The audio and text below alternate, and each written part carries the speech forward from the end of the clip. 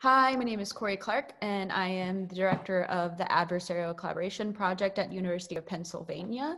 I usually say welcome to Cephalopod. I should say Cephalopod / Antisocial Psychologists as we're rebranding. This is my co-host, wherever you are. Antisocial Psychologist is such a good name. It is, I agree. I hear that you and I had like the same idea at the same time. Yeah, you basically beat me to the name. I know, right? Just barely. I think I was going to name my Substack Antisocial. It's like, I mean, I probably still could, but I'm not going to. So I think I have a Substack called Antisocial Psychologist, but I've never used it. So yeah, well, I haven't. It's still I up for haven't used grabs. mine yet either. Yeah, I'm still setting it up. So okay, well, this is Bo. Was I supposed to introduce myself? You can get a word in if you want. Okay. I'm an independent scholar in an undisclosed location in Lewis, Delaware. Great. Lewis, Delaware is beautiful. Nice. It's really nice there. I mean, you've got the beach and the park and the town, and the town is so cute. Don't tell anyone. We don't want people going there. Yeah. Go to Rehoboth Beach. I know, right. Yeah, well, the whole Delaware Shore Strip is great. It really is great. Pretty nice. Anyway, this is our guest host. Yeah, Lee Jussim, AKA Rabble Rouser, professor of psychology at Rutgers University, and the brand new editor-in-chief of the Journal of Open Inquiry and Behavioral Science. Yes, indeed. Today we're going to be discussing the potential problems with peer review and potential alternatives. So I don't know who wants to get us started, but maybe does anyone want to get into what is sort of like the biggest, I guess maybe just a quick introduction. What is the purpose of it? What is peer review? Yeah, exactly. Yeah, maybe people don't know what peer review is. Do you want me to say? What is peer review? It's really kind of an interesting question. I mean, you can describe it empirically, like what happens. So what happens is, in all these scientific and social scientific and probably humanities journals, what do I know? Scholars write some paper and they send it to a journal, a peer-reviewed journal. And what that means is there's like an editor who handles it and sends it out to experts, supposed experts in the field who critique the paper, and then they communally make a judgment as to whether the paper should be published in that journal. That describes empirically how it works. Right. And so the idea behind this is that other experts are the only people who are qualified to judge one's work, and therefore we should give the work to other experts who decide if it makes it through the sort of gauntlet and into the published record of science. And I think the other part of it is that the idea of having 2 or 3 or 4 is that hopefully you cancel out any biases of a particular scientist who might not like the paper for whatever reason. And then the editor at least has a few perspectives on which to base their judgment. So to give the listener a sort of idea of this, you would send this off, as Lee says, an editor would look at it. Editors can reject your articles, and that's called a desk reject, which everybody hates. No, I like it so long as it happens immediately. True. So that don't make me wait 3 months for a desk rejection, which has happened to me before. And then if the editor decides it's sort of across a minimum threshold, the editor then sends it to say 2 through maybe 4 or 5 supposed experts in the field, who then read it, criticize it, write their opinions, and give it back to the editor. And then the editor ultimately makes a decision. So hypothetically, one could have an article that is despised by 4 peer reviewers, and the editor could say, I really like this and I'm going with it anyway. But in practice, editors generally defer to the reviews. Now, one thing I almost never see an editor go over the top, as it were. Yeah. One thing I would say right now, and Lee can talk about this when he gets into ridiculing and denigrating the peer review system. One big problem that already introduces itself right here is that the editor gets to decide who reviews the paper. So now you can just think to yourself, if you're the editor and you get a paper and you don't want it to make it in your journal, but you realize that it's pretty high quality, you can send it to people whom you suspect will dislike that paper, or who you suspect will dislike that paper. And similarly, if you like the paper, you can send it to people who you know are going to be favorable toward it. Yeah, exactly. And also I've discovered there's like a little bit more nepotism happening than I used to think like 6 years ago, where editors are publishing their friends' paper and sending their friends' papers to their friends' papers. Right. And there's a little, I'm not in the group of people gaming the system because I'm not like high status and connected enough, but I'm learning that happens. Well, this is... There's evidence for that. I'd have to track it down. There's evidence for that both in econ and law. And did you say law? Yeah, law okay. journals. Yeah. But in if I remember correctly, it was like the walk down the hall effect. I think it was econ. If they had a colleague in the same department, they were just much more likely to get the thing published. You know, an editor handling it. So, or even it wasn't really clear whether that editor necessarily handled it. There's a reason that at academic conferences, the editors of the most prestigious journals are feted and lionized by people. People buying them drinks. Like, your talk was amazing. Yeah. So this is like that. This is not even really the peer reviewers. It's rather the editor who can exercise a lot of control over what gets into the journal, even if it's supposedly through the review system and not through the editor's discretion, because the editor does decide who gets to see it.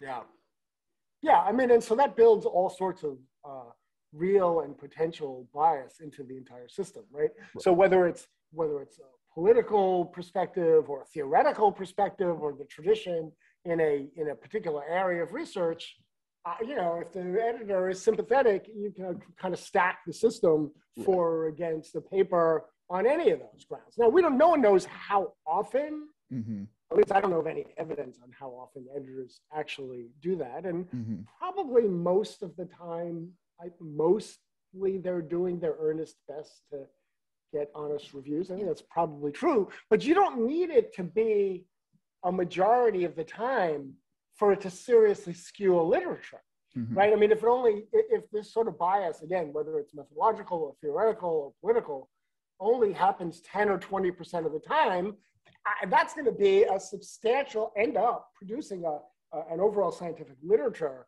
that is skewed for or against whatever the consensus may be, if there's a consensus among editors. I should add, by the way, that journals seem to recognize this problem, and they often give people who are submitting their papers an option to recommend an editor. So they might have a list of editors, like say 20, and then you can say, hey, I really think Dr. So-and-so would be a great editor. But that just allows you to game the system, right? I mean, right. Potentially, yeah. Right? I mean, maybe you're avoiding someone who would be biased against you, but you might also be biasing it in favor. That's right. I'm working on a paper right now that's the working title is Defensive Merit. It's kind of, imagine our censorship paper, Cory, only on merit instead of censorship. It's very similar. Cast of thousands, not thousands, cast of dozens, trying to get lots of people on board, sort of a controversial topic. And we're leaning towards submitting it to PNAS because one of the leaders of the effort has an in with Pinker, and we're hoping to have Pinker handle it. So I would love to have Pinker handle this, right? But really in a perfect system, there would be a reasonably objective, neutral editor who would send it out to a diversity of reviewers and make a reasoned judgment based not on the evaluation of the reviews, but on the substance of the reviews. So, I mean, this absolutely, I mean, I was an editor for PSPB years and years ago. And every once in a while, I might get 2 reviews, and one was positive and one was negative. And the stuff in the negative review was clearly wrong. It was just wrong. Like you demand, not like matter of opinion, perspective, unjustified. Like they say this is the result, and the result undermines the argument, but the result didn't show. That was not the result. It's like they misread the table or something. So, you know, I would almost always give a revised resubmit or a conditional acceptance on that, unless, you know, unless I had my own reservations.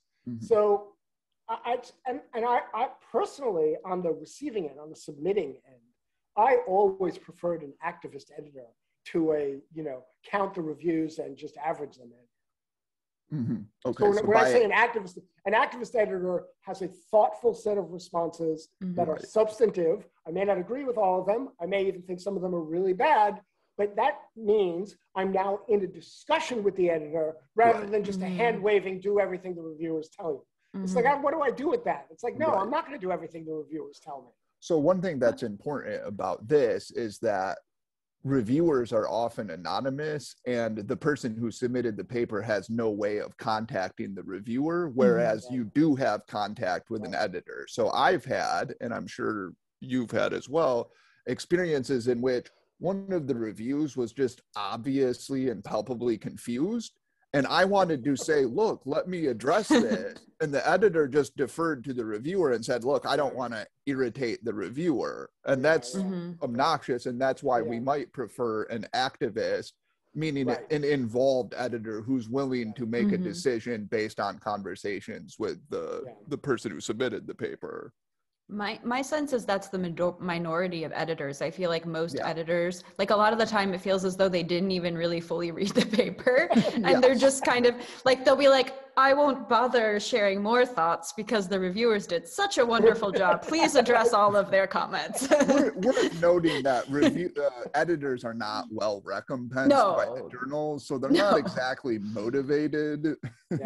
Yeah, I understand, but yeah, I prefer the editor who actually is like, do the reviewer's comments make sense? And, you know, only expects you to address the ones that make sense. But I feel like that's not most editors. Most editors seem to want to please the reviewers and have very little concern for the author. One thought or question. So I think we'll all agree before we get into that conversation that the peer review process can bias the literature. And as you said, Lee, even if you're talking 10 to 20%, that can have large downstream effects. An interesting thing here, though, is that peer review made a lot of sense when you had limited space in literally printed journals. So like I subscribed to the Journal of Personality and Social Psychology or whatever, and I would get a hard copy because there was no such thing as the internet. So we have a limited space, especially in the most prestigious journals, the ones that everybody in the field is sort of advised or expected to have read or at least glanced through. So the peer review process was really important for that. I don't think there was an alternative to it, or it's hard to imagine one. But now we have endless space on the internet, and we can just put journals everywhere. It's not like, it's not as if they're running out of. You can put like, journals paper everywhere. Well, you know, www.journal, and there's a journal. Right. So, it's not as if there's a limited resource, namely paper. The limited resource and the now preprint is servers. Yeah, the preprint servers, like I'll see exactly. papers on preprint service, and like I feel as though I'm qualified to evaluate this is a high quality paper, and so I want to start citing it immediately.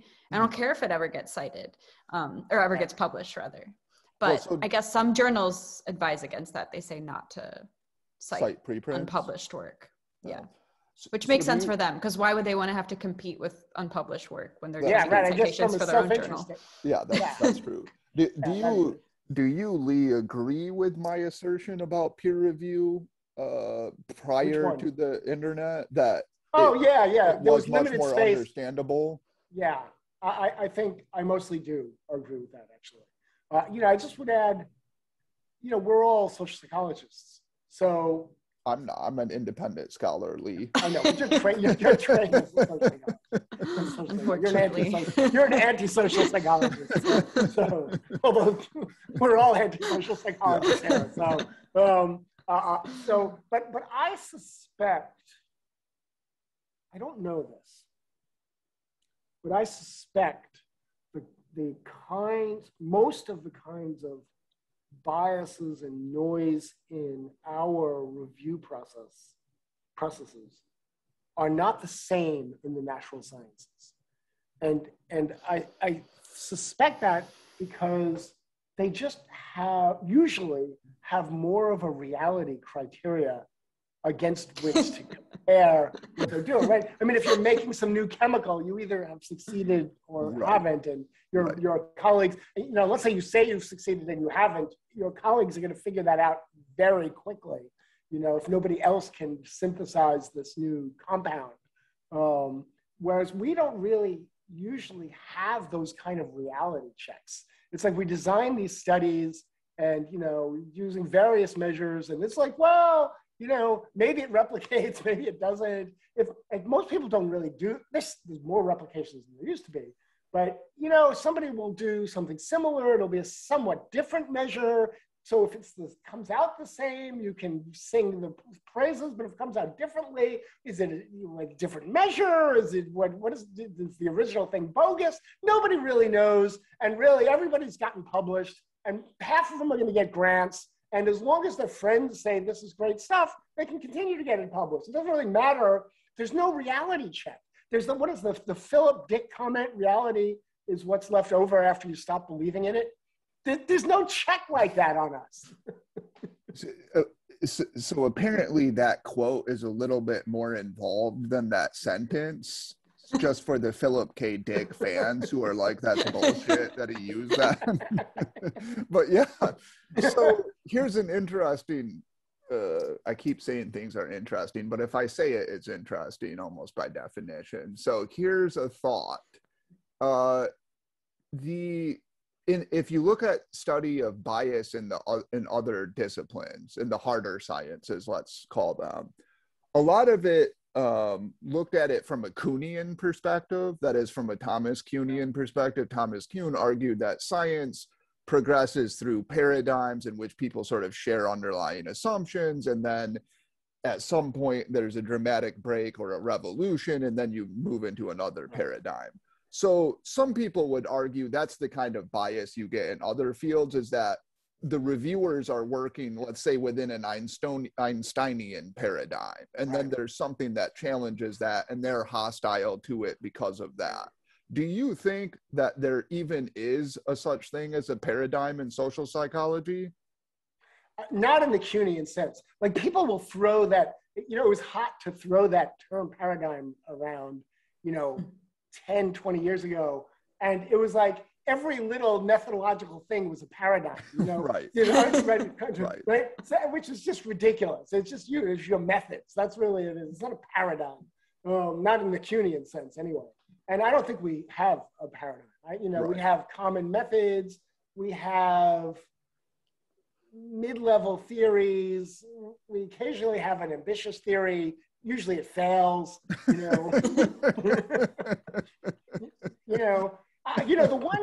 The one place that I think you have gotten natural science, that you get some of the biases that you see in social psychology, is climate science. So, the Earth is getting, I would just say very clear, I believe the Earth is getting warmer, humans are contributing it, I think we should do things about it. It may become an emergency really quite soon. So that's not the issue. But there is also a track record of if and when ever, almost whenever, someone found something that went against the sort of climate change narrative, they would get, even pre-social media, they would get mobbed and ostracized by their colleagues. Mm-hmm. So there's this guy, Roger Pilkey, who found, like in the 90s or early 2000s, that that whether he did a couple of studies, climate science is not my area of expertise, that found that weather wasn't becoming more extreme.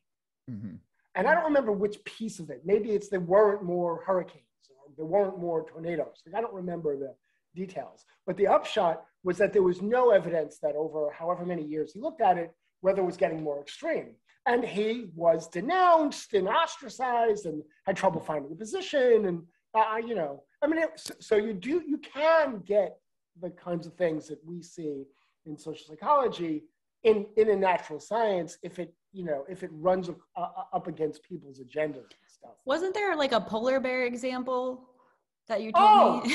Oh, yeah. So there was this woman, I forget her name, in one of the Canadian schools.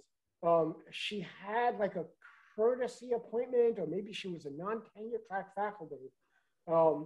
And she published a book titled something like The Great Polar Bear Hoax. And, again, if you remember 20 years ago, the idea was that the polar ice was all melting and the polar bears were endangered. And, there'd be like, they're very easy to find magazine or social media images of like a lonely bear sitting on a tiny little, iceberg out in the ocean, all forlorn, implicitly forlorn. That is a cute picture, though. I know, right? Or sad / cute. Okay, so she publishes this book saying there's just no evidence of declining polar bear populations. So, and then she gets fired. She gets fired, and it might have been not all that different than Bo's situation, in that they couldn't say they fired her because she published the book, so they would have other reasons. They always have other reasons, right? They're all, the administrators know how to play this game. So I just looked into it. It just like wasn't that hard. I tracked down like the Canadian, like the equivalent of the Canadian Park Service or the Canadian Geographic Service,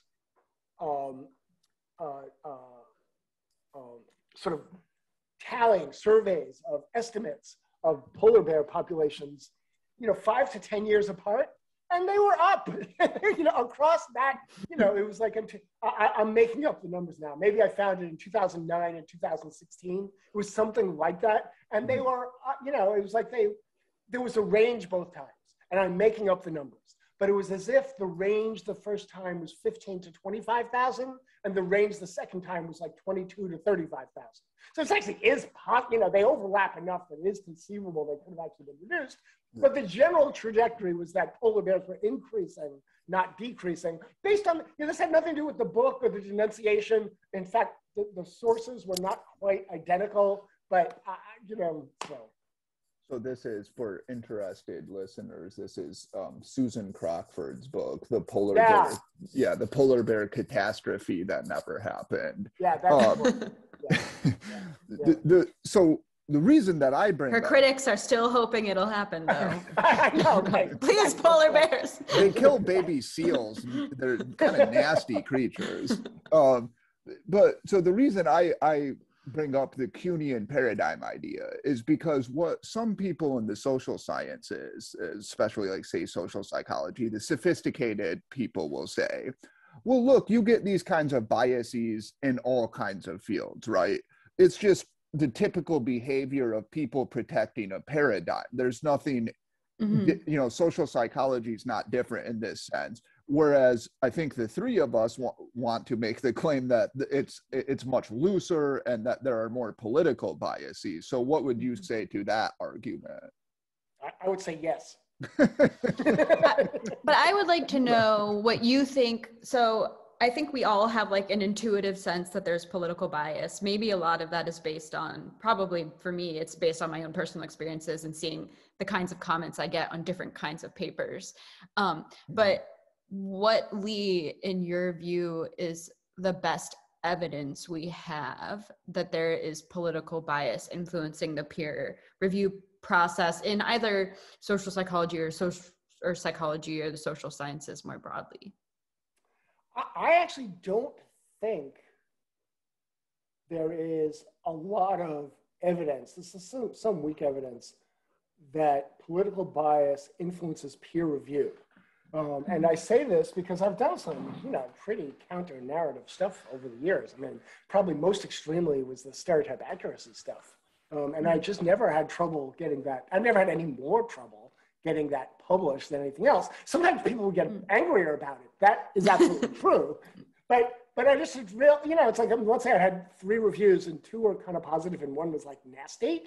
I could usually overcome that, So I don't, there's this old Abramowitz paper that makes it look, it's kind of a weak peer review type political vibe, but it's a small, it's old paper, small effect, who the hell knows?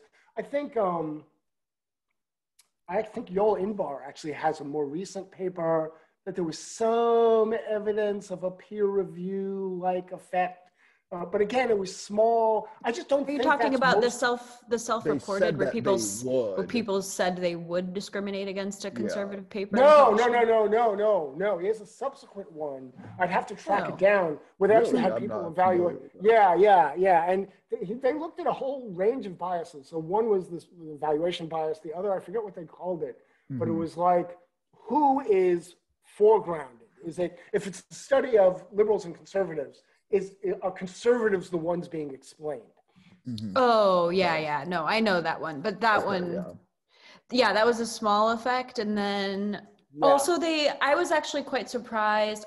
I don't remember the precise effect size, but I believe the effect size of who's portrayed more negatively, conservatives or liberals, it was a very small effect. And to me, that I'd have to look at his methods, because like you could say the whole entire RWA and SDO bodies of research are all just one big massive conservatives are terrible in a lot of ways. Right. Yeah. So, but I don't know if they included those ones. So for non-insiders, the acronym RWA is right-wing authoritarianism, and SDO is social dominance orientation. Now, let me quickly push back against Lee. So Lee's making this claim that actually there's not too much political bias in the peer review process. No, I think he's saying there isn't much evidence for it. Oh, there's not much evidence for it. Lee's back yet? He paused for a second. My argument demolished him. And so he fake froze. Missed that. Moving on. Like the kid who throws the Monopoly board. Okay. Yeah, if the claims there's not much evidence, I agree with that. And so you asked this question, Cory, and you said you were going off of personal experience. I'm going off both informed hypotheses and personal experience. And the personal experience, obviously, that's not, like I don't expect people to accept that in sort of like the public domain of debate and discourse, but it's very persuasive to me personally. At least it updates, it causes me to shift my prior views. But also just looking at the literature and the way that the literature is disfigured, I think is telling. Now, one problem, of course, is there's such pervasive bias in the field that there are actually few scholars who would want to challenge sort of the sacred values of the field, and those who do, and I think this is important, they frame their papers in a way that it appears that they're not. So maybe they have data that undermine some sacred cow or another, right? But they're like, let's not put it that way. And in fact, as a graduate student, I can tell you, my advisor intelligently told me, finesse this, make it seem as pro-liberal as possible. So that's another problem, that it's actually difficult to study this issue as carefully as we would like to. Yeah, I don't experience that as pushback at all. I think that is exactly right. But that is not bias in peer review. That's bias in all sorts of other places. And that would be completely agree with. Right. But we would agree that that's like in response to a perception that there's bias in peer review. Like you would give advice to your grad student because or you have reason to believe that they would have a harder time publishing if they didn't make their findings seem. Yeah, that's what I'm asserting, is that the reason we massage the rhetoric and make it pro-progressive, if you will, is precisely because we're anticipating getting certain peer reviewers in a certain editor. So in some sense, that's the sentinel, the guards of the publication are distorting it preemptively. Yes, that process I think is exactly right. And so the upshot of that is that the literature will appear to vindicate progressive narratives far more than it actually does, because enough people have massaged their rhetoric. I think that's a great turn of phrase, in order to increase their chance of having their work published in a decent journal. And so now the journals are filled with this like pro-progressive rhetoric that is going to create the impression to a naive person who reads the article, say like like an honors, somebody doing an honors thesis as a senior or a new graduate student. You come in, you're not exactly a blank slate necessarily, but you're not really familiar with all the sort of skeletons in all the closets, all the all the bugs under the rugs, and you take it at face value that when some paper says X, that X is actually true. It's very hard to not take that as true. And so when the papers are consistently skewed in one political direction, it's going to make it look like, what is it? Is the Colbert comment that reality has a liberal bias? Yeah. Yes. Right? And the reality that has the liberal bias is the rhetoric of social psychologists, not the actual reality. Right. I had progressive friends who used to say, we're only as progressive as reality. So I just saw an article that it had the title, the sort of rhetorical question, how the Republican Party became anti-science, or how anti-science became a part of the Republican Party. And then they had these polls showing trust in science across, from, let's say, 1970 or something, and showing that indeed Republicans trust science much less than they used to. Now, the interesting thing about this, of course, is it's framed as anti-science, but really a more charitable way of framing this, right, would be Republicans or conservatives are skeptical of the institution, not of the actual facts and like theories, right? Yeah. Or you could say Democrats are credulous toward you could say that as well. Right? The reason these like framing things drive me crazy is because it makes it like really impossible to do any kind of systematic analysis of bias, because if you just look at titles, or if you just read abstracts, or you just look at like the main take-home conclusion, everything looks kind of progressive. And it takes actually carefully looking at the data. What did they really find? Are they telling the whole story in the abstract? Lee, you would probably be familiar with a lot of these kinds of findings. Some of the best ones are like with the anti-Black implicit bias predicting discrimination against Black people, but it's really a distortion occasionally of the data where the discrimination's happening on the low end of the scale. So like the pro-Black or anti-white, or however you want to frame it. But all of those studies, you read them and it looks like, wow, like hardcore support for the progressives on this one. But then when you look at the data, you're like, it's like,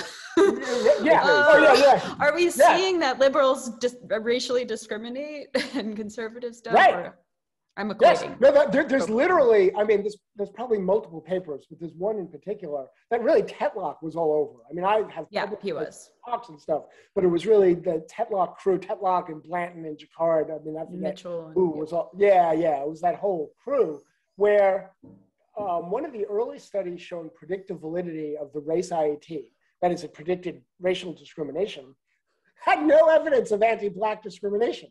So you might ask yourself, well, how can you get predictive validity of the IAT if there's no anti-Black discrimination? Because they had plenty of anti-white discrimination. So the variability was on the low end. It's people low on implicit prejudice, that is supposedly people who don't have implicit prejudice, discriminated against white people. People high, quote, high on implicit prejudice were egalitarian in their treatment of Black and white people.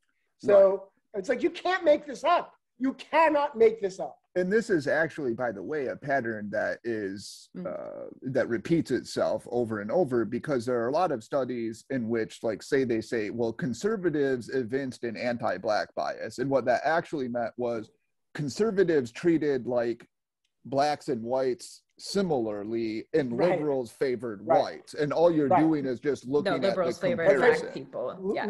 Oh yeah, I'm liberals sorry. favor- Yeah. So they only focus on the Pardon me. effective ideology and the treatment Right. of black Right. people, where it's Right. the liberals Right. treat them especially good compared to white Right. people, and conservatives treat people less differently. And in fact, this is but all of these findings are framed as right. That's right.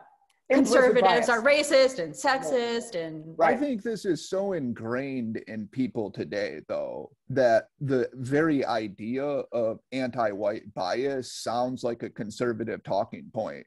Right. yeah. You know what I mean? Like, it almost sounds like Right. we're a bunch of bitter old white people complaining about anti-white bias. But I think the thing is, I don't think anyone actually is complaining about the fact that the bias exists. It's just like, let's at least acknowledge where the Right, difference because is it's occurring. important for analytical purposes. Yeah. Yeah. Yeah. Well, you know, with the IAT stuff, there are a slew of sort of famous IAT predictive validity papers that have no evidence of overall anti-black bias in behavior, in whatever the outcomes would be. And so that turns out to be really interesting. One, it's interesting because if there's no net bias, like what really are we talking about? Yeah, you could be talking about individual differences and, you know, IAT scores predicting more versus less egalitarian treatment based on race. There could be something interesting there. It's not usually framed that way. It's usually framed as, you know, unconscious racism. But it's also interesting for a second reason. Mean for the race IAT, mean, and there's different race IATs. You can do stereotypes, you can do attitudes, lots of different things you can do. So they're not all the same. It's not like it's a single thing. Nonetheless, the mean score from an IAT advocate's standpoint are almost always above zero, which would, by a traditional interpretation, indicate some sort of anti-black bias, an anti-black attitude, an anti-black stereotype. That's what a positive score would mean. Mm-hmm. And that would be the mean score, which means most people score above zero. This is where in the 90s and early 2000s, Bernanke and Greenwald would come up with their 70-80% of the people are unconscious racist rhetoric. Right. They have like a PBS special or something on that. Yeah, they have all sorts of stuff. I mean, it's been like a whole thing, right? But if there's a study in which there is no net discrimination, if you think about it from a regression standpoint, the mean of the predictor corresponds to the mean of the outcome. Yes. Mm-hmm. So if the mean IAT score, let's just pick something, is 0.5, let's just say that, and the mean behavioral bias is 0, that means 0.5 on the IAT corresponds to egalitarian behavior. And this is why the same, and then you could say, you don't need most to do egalitarian people yeah. Yes, and so the IAT Central's interpretation of the IAT as having a true zero, they have a recent paper that is like kind of bizarrely complicated, and as far as I can tell, it doesn't actually assess the external validity of the IAT. It's like based on correspondence of IATs with other IATs, they conclude that there's a true zero, which just seems like a really weak basis, to me, like a really weak basis for doing it, when almost every study that I know of that has actually treated it seriously as an issue of external validity, what does a score of 0 correspond to in some other outcome, like discrimination? Those there, egalitarianism in non-IAT behavior, evaluation, judgment, is always above 0. It's a, you know, the IAT score that corresponds to egalitarianism is almost always above 0, which means, you know, and it fluctuates. So there is no true 0. As far as I can tell, the 0 point fluctuates from IAT to IAT, from study to study, from outcome to outcome. And so anybody who's making claims like 80% of the world is unconscious racist, they're just making crap up. At best, they've leapt, at best, they have leapt to an unjustified conclusion. At worst, they are making stuff up. And since we're charitable on this podcast, we'll say they've leapt to a conclusion that does not follow. But to kind of bring this back to peer review, like how much of this kind of thing is happening because of the peer review process? Like how much do scholars feel like they should frame their findings as pro-liberal for purposes of publishing papers and being successful? Well, and how much of it is just what scholars want to see in their own data? I would just step back just for a second, keeping that question, but noting that I don't like the term pro-liberal so much because, and I want to see if Lee would agree with this. Do you agree that it's really more, the bias is, it's at least much more powerful about topics such as race and sex and not liberal per se? So for example, I wouldn't be afraid to talk about having low marginal tax rates or something that a conservative might desire. That wouldn't trigger people in the field the way that talking about, say, sex differences might. Yes, the two of you have written about this, and you talk about it as equalitarianism. The sort of sacredness of groups deemed protected by the progressive left, and I think that is correct. Okay.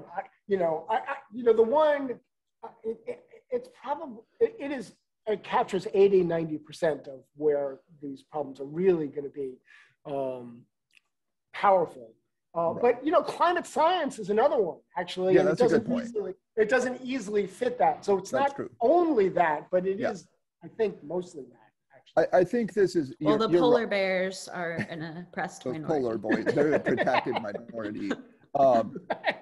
I think that's right, and that's important. But the reason that it's important to note this is because sometimes I'll see scholars say, well, there's no real anti-conservative bias. And then they'll talk about something like tax rates or sexuality or something. Yeah, and I think, there probably really isn't there. Like, I wouldn't be afraid to talk to my colleagues about my views on taxes or something. Right. Whereas I might about my views about affirmative action or something related to those issues. So that's why. Now, what was your question, Cory? Could you repeat that? Oh, I was saying, like, we're talking about like perceived biases in what has been published. Mm-hmm. But, and I agree with you, maybe we shouldn't say pro-liberal, we should say particular social justice-y type issues that are progressive.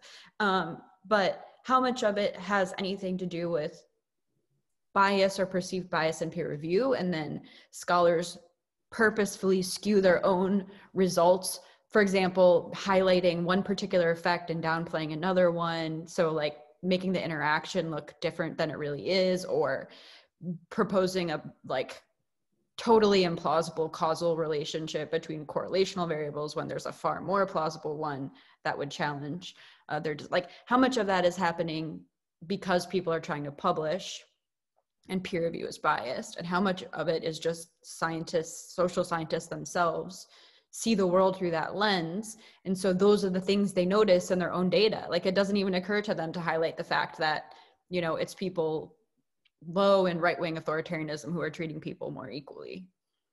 Well, I think the second half of what you described is probably most of what's going on. I just would not say that's not a bias. It's just that, it's not an intentional bias, but it's absolutely a bias in the field where if there were more non-progressive social scientists, it would probably come up as an alternative explanation much earlier that, well, maybe really, is it even possible that most of what you have here is anti-white discrimination? Like, I don't think I think I'm one of the few academics with like about an equal distribution of people on the left, right, and center following me on Twitter. So relative to most other academics, I have a lot more interactions, I think, with people on the right than most of our colleagues. Maybe not all, but certainly most. And that's commonly, conservatives are sensitive to anti-white discrimination. Now, maybe they're overly sensitive to it, but the point is, if there were more in the field, they would be trained in the same methods we are, they would have the PhD, they would be bound by the same rules of evidence that we are, and it still would probably occur to them before it would occur to most of our colleagues that you have anti-male prejudice sometimes, you have anti-white prejudice sometimes. I mean, you have anti-rich people prejudice, I mean, there is the Mark Brandt and Jarrett Crockford and all of them have that, the ideological conflict hypothesis has identified prejudice and negative attitudes towards all sorts of groups on the right, held by people on the left. So it is possible. It's just that it is much less likely, and so it's a much longer slog to get it into the literature if it gets there at all. Right. So yeah, I guess even, I was just going to say, it would be kind of surprising if the latter part of what I said, the scholars themselves see the world and their data that way. It would be weird if that happened at that level and then it didn't happen in their evaluations of their peers' work. Right, because since the world is refracted through that ideological prism, when they encounter a paper that challenges that, they think it's wrong. Right. But perhaps more important is not only do they think it's wrong, but they think it's harmful or pernicious, right? And I think that's the dangerous part in my view, because ideally in the peer review system, a reviewer should be able to think, you know what, I don't agree with this, but it's a good paper and it's thought-provoking and therefore it should be in the literature. Yeah, I don't think I've ever seen anyone say that actually. But I wonder, like I've thought about, like people say, well, one solution is trying to get more balanced reviews and your peer reviewers. Go to someone who you think is going to be hostile, go to someone who you think is going to be like happy to see those findings. But then you end up with the editor having a ton of power because they basically just have to like pick sides. So I don't even know if that's a really useful solution to try to get like more balanced peer reviewers. Well, how would you force that upon somebody anyway? Like an editor, how would you force them to do? I mean, would you say can encourage not, them to do that. But I would say not forcing them. However, you actually could imagine if all of this were out in the open, like who are the reviewers? You could see, oh, this editor sent this IAT paper to Greenwald, Banaji, and like only the people who think that it's still legitimate, and didn't send it to any of the growing number of critics, I think. So if it were out in the open, then people might feel obligated to be a little bit more well, that's a good balanced. point. So that's crucial to understand, right? Is that I think I said this before, but the review process is anonymous. And I think it's almost considered indecent even to say what the reviewer said to you, even though it's anonymous. I don't know if that is a norm. Wait, what do you mean it's indecent to like say? Like suppose I get a review, and I've had plenty, and I've shown them to you, Cory, and we've had them too, that are kind of nasty and clearly politically motivated. So let's say I took that review and I published it online and I said, look at what this idiot reviewer said about my paper. Or even if I were more charitable and I said, here's what the reviewer said, that's almost considered indecorous, right? Like you shouldn't comment about the reviewer publicly. Now, I understand that norm, but the effect of that is reviewers can be kind of nasty because nobody's going to know who they are. Yeah, there's like literally no accountability for the reviewer whatsoever. And also no one knows who they are. The editor's not going to scold them. Right. Yeah, they're not paid. Yeah. So that actually gets very quickly to JOIBS, the Journal for Open Inquiry and Behavioral Sciences, because it has been designed to address many of these issues, although it can't address all of them. So, but let's back up a little bit. As much as I'm happy to whine and moan about the sorry state of peer review, there is, I think there's a pretty strong consensus that there's one positive effect of peer review in the sense of people at some arm's length giving you a critical evaluation of your work. And that is, most people will say, addressing it, even if they're wrong, even if they've misread the paper, addressing those comments almost always improves the paper. Yeah. The paper is better. You know, I did a poll on this several years back on Twitter, And I think the majority of people said it neither improved or like some percentage said it made their paper worse. Some percentage said it made it better, but the majority said it didn't make it better or worse. I would like to see that replicated with like a more, because who knows who my Twitter followers were at the time. Yes, yeah, okay. So maybe there isn't a consensus on this. I would say it's rare for me not to get like any useful review. In fact, it's probably never happened. I probably always get a few useful I think comments. The worry, the complaint, at least my complaint would be sometimes you end up making like a Frankenstein's monster out of your paper because you're trying to address like 5 different concerns that are almost incongruous. Right. So maybe that makes it worse. But in my view, you gotta love the reviewers like, you need to shorten it, and then it's like add these 500 it should be longer. Shorten it. Yeah, exactly. But I would say in general, Lee, I would say it probably makes papers better on average. Right. Okay. So in designing this journal, we wanted to keep that, and yet we wanted to short circuit, preempt the whole range of potential biases from distorting the literature as represented in this journal. I mean, I can't control what goes on at Nature or Journal of Personality and Social Psychology, things like that, but we can control it here. And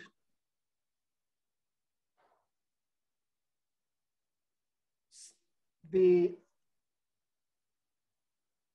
scientists engage in scholarship because they want to communicate it to, some version of the wider world, whether it's other scholars or more than other scholars or whatever. So this journal will be a vehicle for that sort of scientific communication. And to do this, there's going to be peer review. So we have the first 4 papers in various stages of the review process now. And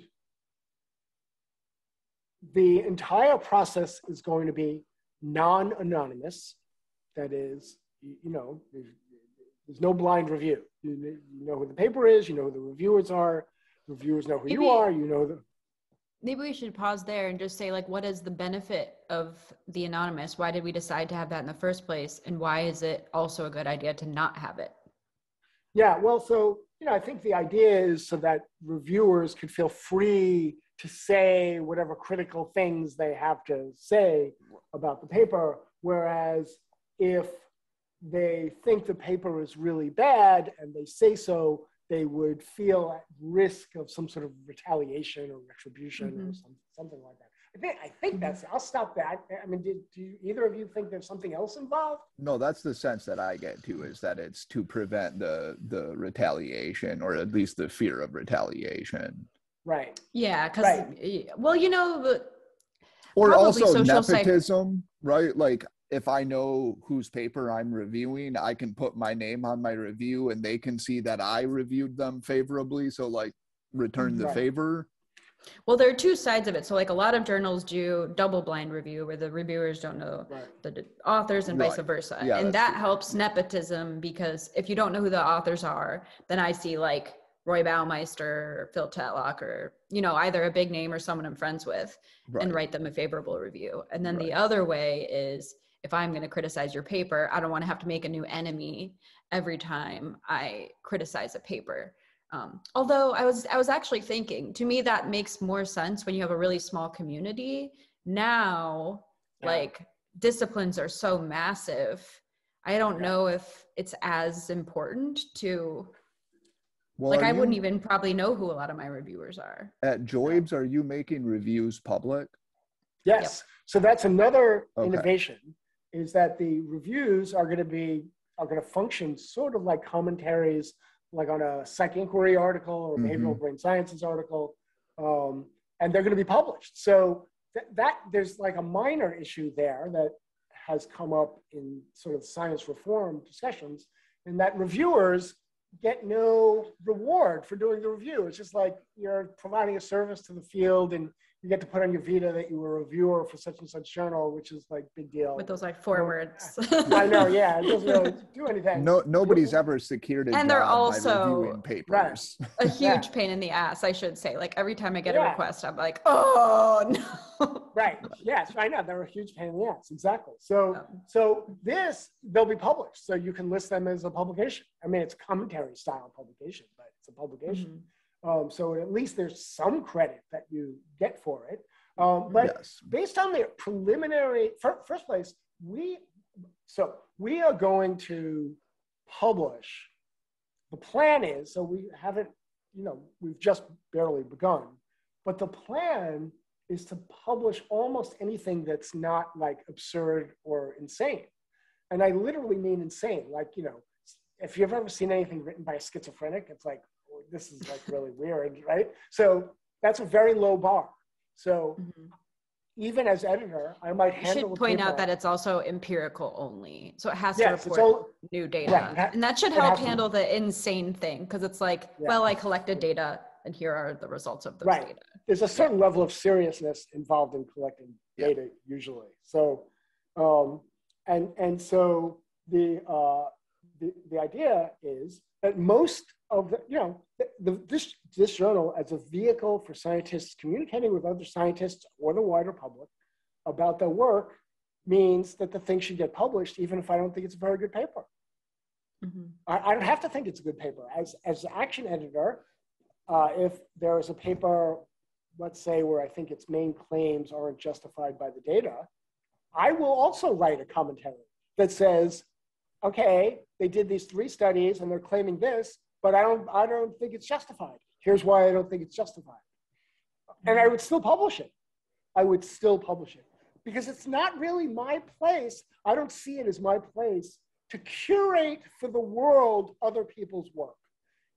I can raise red flags about it and now let everybody else decide what they want to do with it. So that's the idea. Importantly, the review, so like, let's suppose that I write an atrocious paper, but it's competent.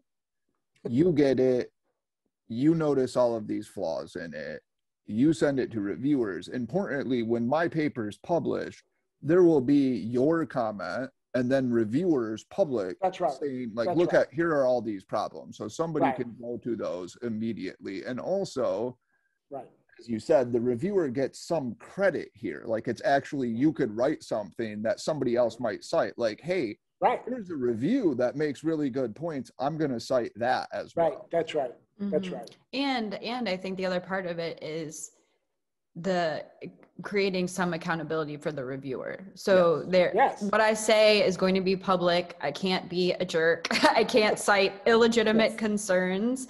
I can't be blatantly biased in the direction of my own preferred conclusions. So to me, I see that as really useful. Also, because the reviewers now, I feel like my editors are usually kind of reasonable, but reviewers sometimes really aren't. Yeah, this has some hope. I mean, it's very early.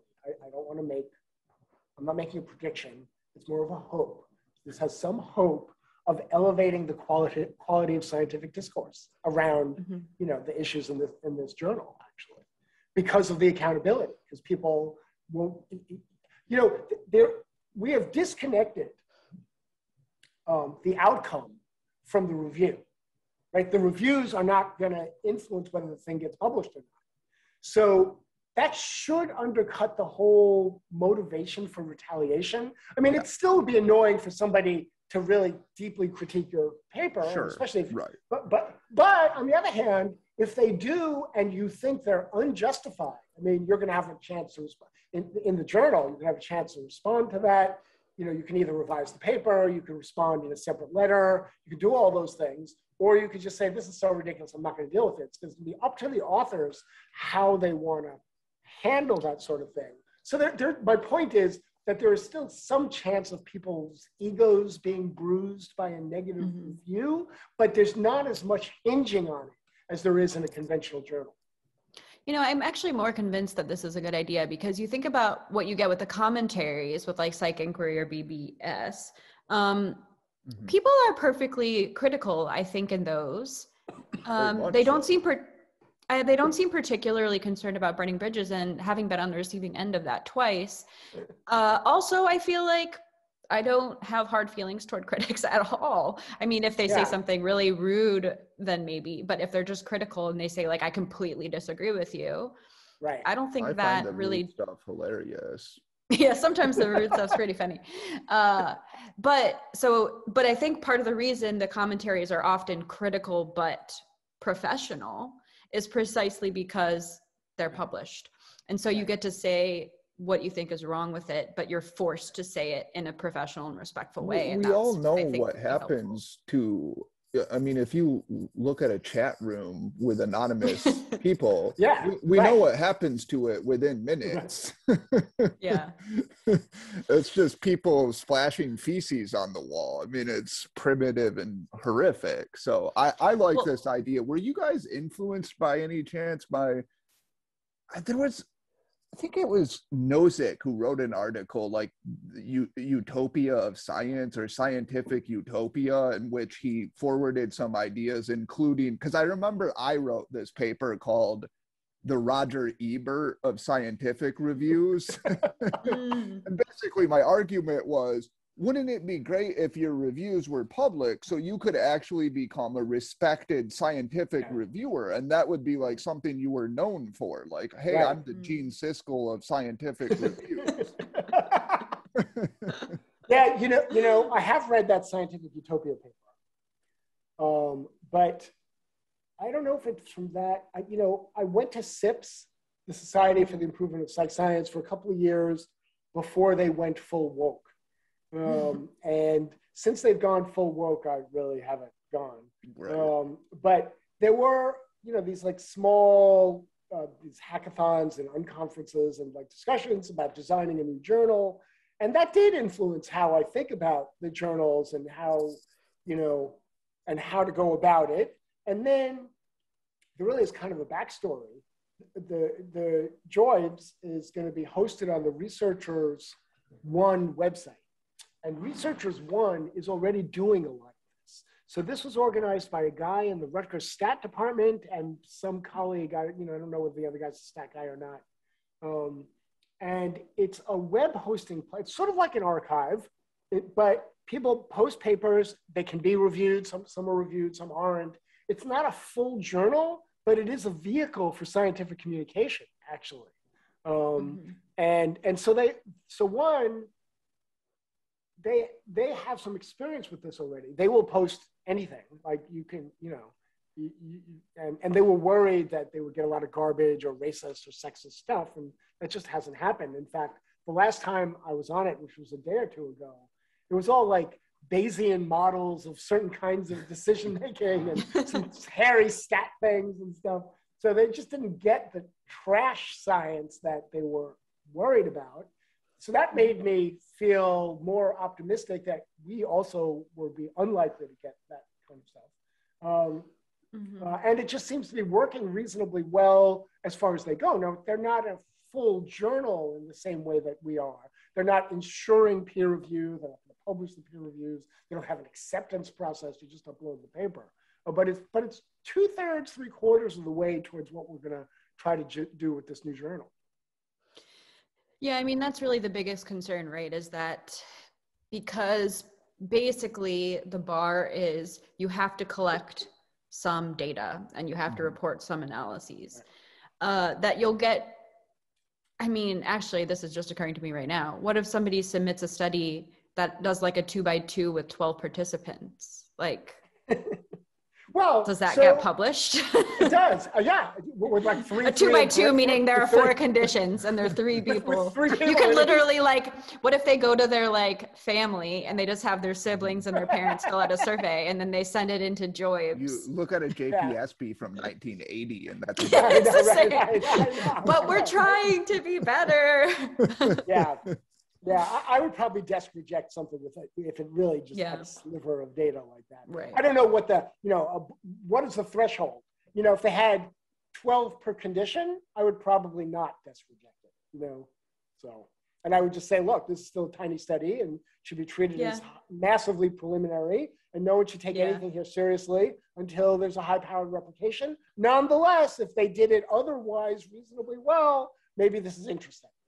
Yeah, you know, I like that. I ran this one study with my students at Durham, and I think we only managed to get like 37 participants, maybe even less than that, 27. But the results were kind of interesting, and I was like, this could never get published anywhere, but at minimum, someone could use this and say, hey, I'm going to replicate this method with 300 people, or I'm going to use this as an estimate of one effect size in my huge meta-analysis. And those kinds of studies now get laughed out of journals, and it's not like they're useless, they're just not that good. Yes, exactly. Yeah, that's exactly right. Why shouldn't like preliminary stuff get published? I have no reason why it shouldn't. I mean, it needs to be flagged as preliminary, and part of it is, I really think there's this psychology of interpretation of things published that is common. I don't know how common it is, but I suspect it's pretty common. That if it's published, it's a fact. Yes. So, that's the psychology. Hashtag science.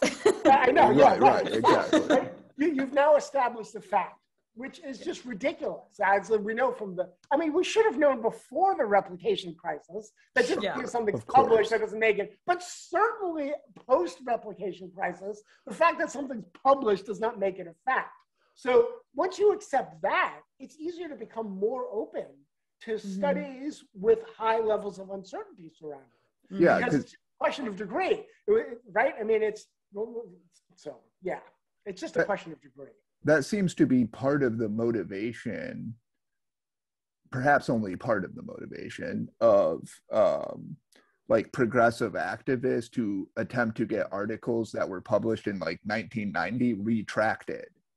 Mm-hmm. Right, even if they admit that there wasn't data fraud.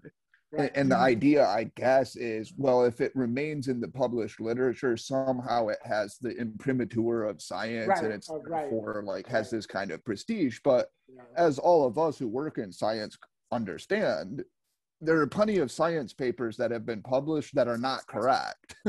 Possibly most papers that have been published. Almost certainly most, right? I've actually wondered that, because you'll see some people push for like getting rid of certain papers because whatever reason. Sometimes it's moral, but sometimes it's moral, but also this is just wrong and everyone knows it's wrong. But we haven't gone back and retracted all of the papers that failed to replicate. We haven't gone back and retracted all the papers. We haven't even gone back and retracted the ones where we're like, we're pretty sure this was hacked, hard. And so it seems like there just needs to be more tolerance for getting things wrong and letting that be part of the record of, okay, we thought this for a minute, or we never were sure of it, but we thought it was possible. And it seems like we've lost a little bit of our tolerance for the process of getting it right and not actually being right.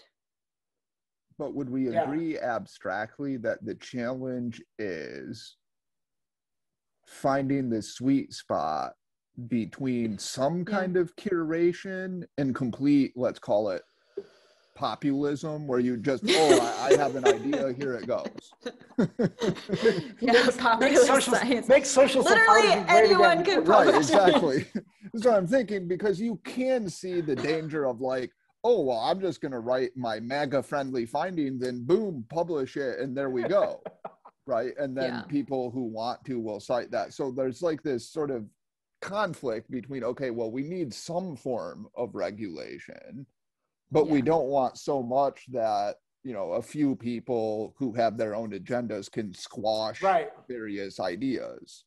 I really, my general sort of sociological / philosophical approach to all this is Rauchian, Jonathan Rauchian, and that is that nobody has final say, and nobody should have final say, and that it's figuring out what is actually true and what isn't is an endless series of discussions and negotiations about what is actually true.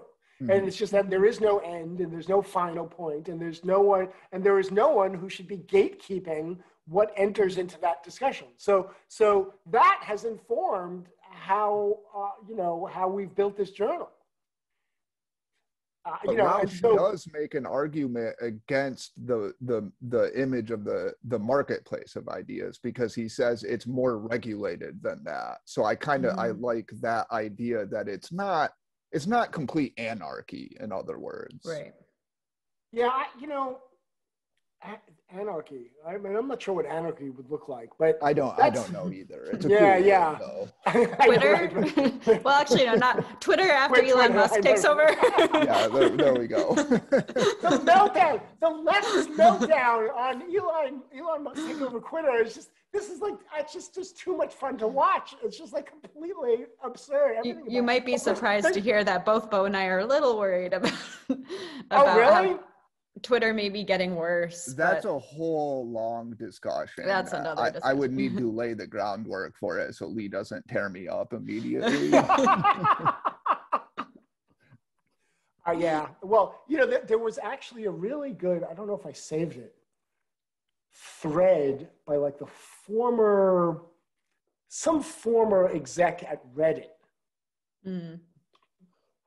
Is Reddit used to not be that moderated, but it is now. That's right. It is now. Yeah. And that was really what a lot of this thread was about. He was basically saying Musk doesn't know what he's getting himself into. Right. That was part of it. And then he probably doesn't. I bet it's hard to anticipate. Yeah.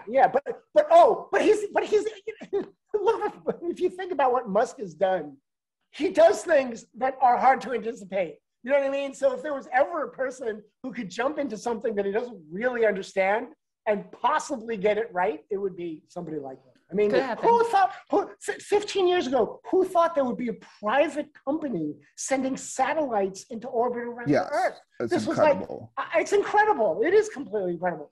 And the Tesla is an incredible automobile also. And if you go back 5, 6, 7 years, it was like he's never going to make it profitable. Yeah, and he's made it somehow he managed a luxury brand, not the hippy dippy. You know what? I'm going to put this on the record.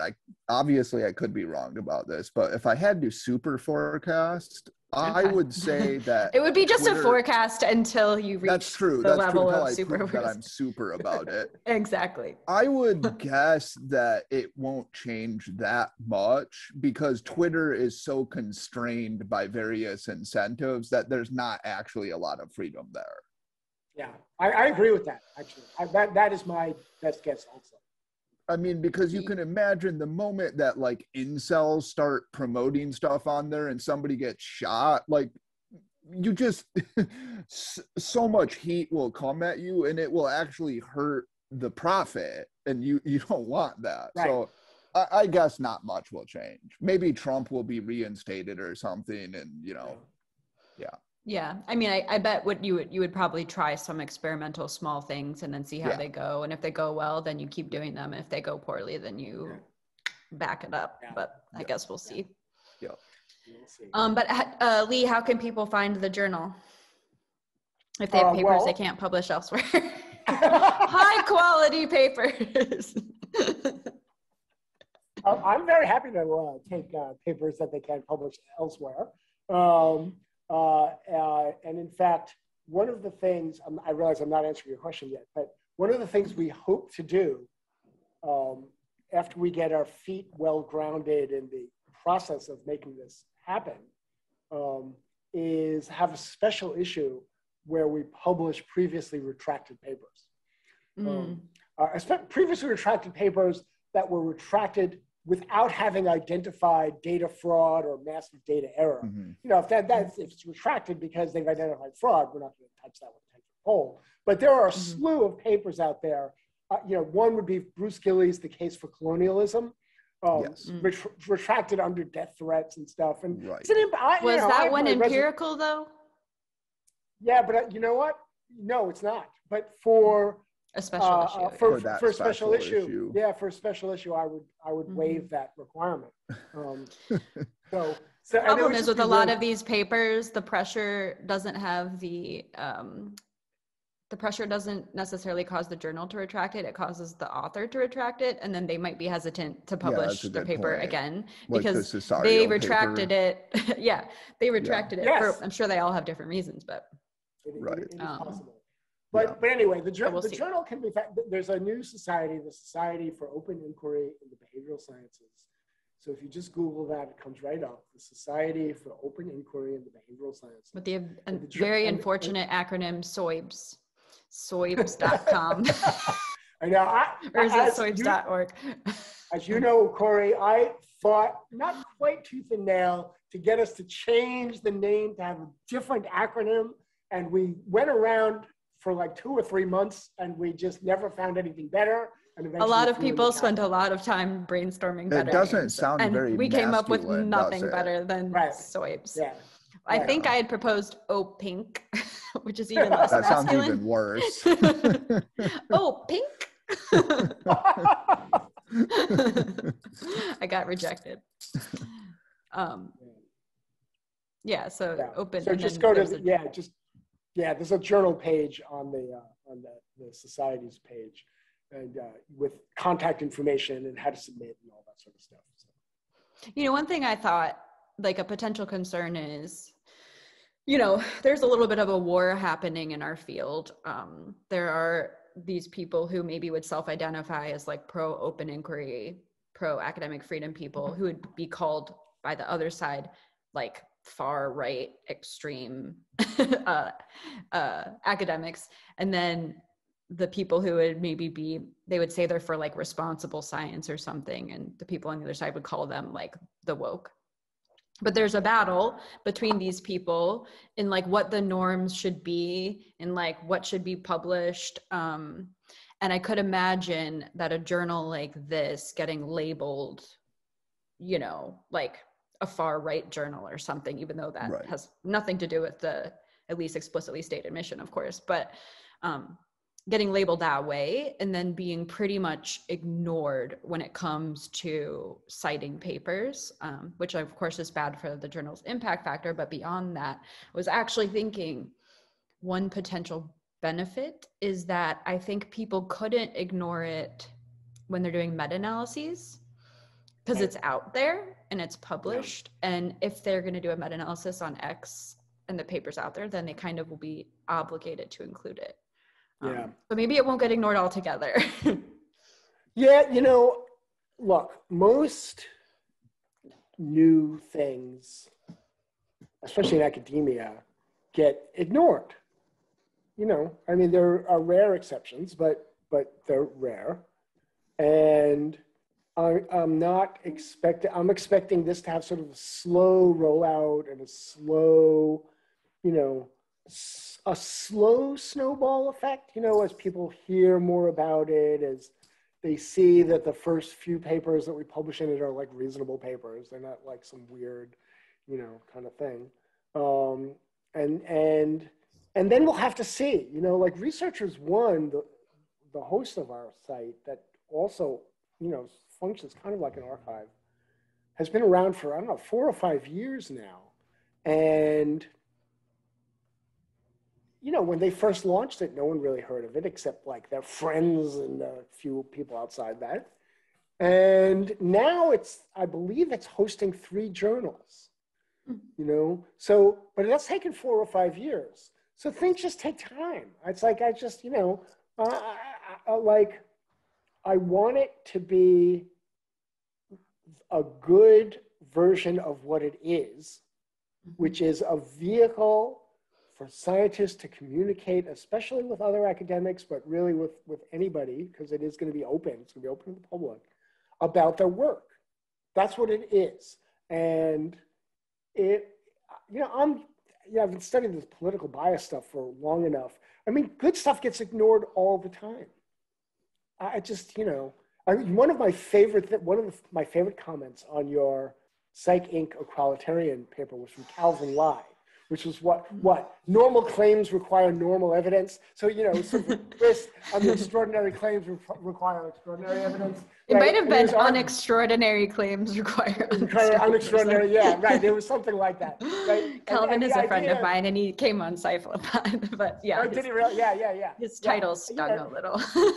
Yeah, well, right. So, but one of the things that I'm just so amused, you know, one of his arguments in his commentary on your paper who said, well, you know, if you cherry pick a paper or two, you can make it look like there's bias. And here, I'm going to purposely cherry pick something. And here, look, it looks like you have the opposite bias. Okay, so the reason I find that completely amusing is because in my commentary with my paper with Nate on your paper, we attempted to gather every paper we could find that addressed gender bias and peer review. And then, so there's no cherry picking here. This is normal evidence. This is not like, you know, right? But it is everything. It's not like a sampling of the literature. I mean, we may have missed something. That's always possible. But our intention, our effort was to get everything that addressed gender bias and peer review. And we showed that the Moss-Rakusin, Williams, and Cece pattern holds up across the entire body of work. That is, if a paper finds bias against women in peer review, it is massively cited more highly than a paper finding gender bias against men in peer review or egalitarianism. And the other feature of the Williams and Cece versus Moss-Rakusin comparison also held. So for those who may not be familiar, Moss-Rakusin and a whole slew of colleagues published this paper, I think it's 2012, showing gender bias in evaluations for a lab manager position, such that people, all things being equal, people preferred somebody with a male name for the lab manager position. So Williams and Cece come along a few years later, and they do it basically with faculty hiring, and they find a fairly substantial bias in favor of women. And they did it with, you know, they did it with like 5 or 6 times the sample size. They had multiple studies, whereas Moss-Rakusin had a single study. And it's, to me, it's a much stronger set of studies than the Moss-Rakusin experiment. Okay, and yet, even though Williams and Cece, by most common metrics of research quality, sample size, number of replications, methodological variety, is a stronger paper than Moss-Rakusin, it's cited at like 1/10 the rate of the Moss-Rakusin paper. Okay, so that's the pattern that held up when we did this. That is, even the studies show finding biases against men or egalitarianism have like 5 times the sample size as to the studies finding gender bias against women. And yet the studies finding gender bias against women are cited like 5 to 10 times more frequently. And it's like, this is a field filled with myth. It is just a field filled with myth. And that's not peer review. You know, we started this about peer review and bias in peer review. This is after the whole peer review. These papers are all published. So you have this system which creates a literature that creates the impression that there is massive bias against women in peer review because, 10 times as many papers are citing studies showing gender bias against women that are providing a full set of the, you know, of the review. Like, well, sometimes there is bias against women, but sometimes there's bias against men, and sometimes it's egalitarian, and it's sort of an unclear picture, right? There's like 10 times as many just saying gender bias against women. So that means if you look at the sort of population of academic papers that address this issue, something like 90% of them are going to emphasize gender bias against women. That is how political biases operate. Not so much by corrupting peer review. Maybe somewhat, maybe a little bit. But this other thing is much more powerful, in my opinion. I think there's evidence for it. Yeah, I'm trying to look at that now in a couple of different ways to look at differences in citations. But I think the key thing is really like targeting the particular biases that liberals have. And a big one is they really like evidence of discrimination against women, and they really don't like evidence of discrimination against men. And I would say, if I had to guess, if someone really did a genuinely comprehensive meta-analysis in the world, biases tend to favor women over men. but you wouldn't get that impression from looking through a lot of social psychology journals anyway, and what gets cited. Yeah, I don't know what I think about that. Would I say there was just a paper that it's coming out in JPSP looking at implicit bias, looking at a variety of kinds of implicit biases. And I think the biggest one, and this is just on the IAT, I believe, and the most consistent one they find is people have like a pro-female bias. And that's all Alice Eagley's work. People just like the ladies. We're pretty cool. There's nothing wrong with that. Or maybe there is, I don't know. It's worth discussing. Smash the matriarchy. It's time to smash the matriarchy.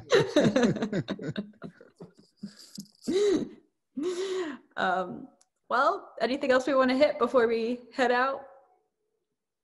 I think we covered a lot of ground. That was I'm good. going to refrain because I could have like a 2-hour conversation about other biases, but well, you just have to have me back on in 3 or 4 months. You know, have a few other people on, and then I'll just come back and we'll do it again.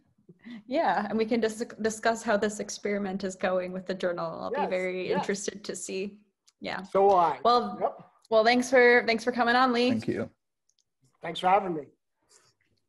All right.